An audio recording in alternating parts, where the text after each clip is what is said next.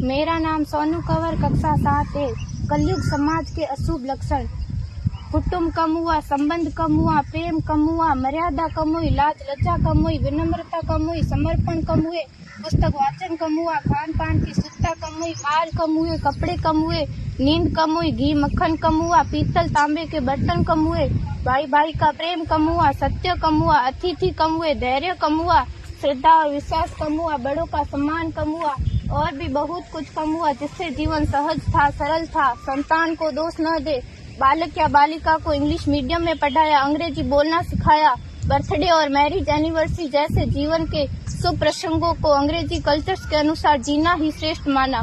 माता पिता को मम्मी डैड कहना सिखाया। जब अंग्रेजी कल्चर से परिपूर्ण बालक या बालिका बड़ा होकर आपको समय नहीं देता, आपकी भावनाओं को नहीं समझता, आपको तुच्छ मानकर आपसे जुबान लड़ाता, जब आपको बच्चे में कोई संस्कार नजर नहीं आता, तब घर के वातावरण को गमगीन किए बिना, संतान को दोष दिए बिना एकांत में जाकर रो लीजिएगा, क्योंकि पुत्र या पुत्री की पहली वर्षगांठ से ही भारतीय संस्कारों के बजाय मंदिर जाने के बजाय केक कैसे काटा जाता है, यह सिखाने वाले आप और अम्मी है। जब बच्चा पहली बार घर से बाहर निकलता है तो प्रणाम और आशीर्वाद के बदले बाय बाय कहना सिखाने वाले आप और अम्मी है।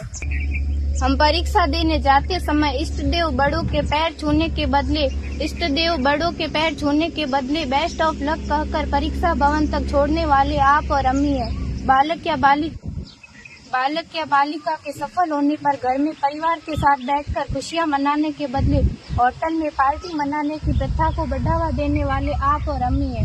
बालक या बालिका के विवाह के पश्चात कुल देवता देव दर्शन भेजने से पहले हनीमून के लिए फॉरेन टूरिस्ट स्पॉट भेजने की तैयारी करने वाले आप और अम्मी है। ऐसी कई ढेर सारी अंग्रेजी कल्चर्स को हमने जाने अनजाने स्वीकार कर दिया है। अब तो बड़े बुजुर्गों के पैर छूने में भी शर्म आती है। गलती किसकी? मात्र आपके माता और पिता की। अंग्रेजी अंतर्राष्ट्रीय भाषा है, से काम का हेतु सीखना है, अच्छी बात है, लेकिन इसकी संस्कृति को अपने जीवन में उतारने की तो कोई बाध्यता नहीं थी। अपनी समृद्ध संस्कृति को त्याग कर नैतिक मूल्यों, मानवीय संवेदनाओं से रहित अन्य सभ्यताओं की जीवन शैली अपनाकर हमने क्या पाया?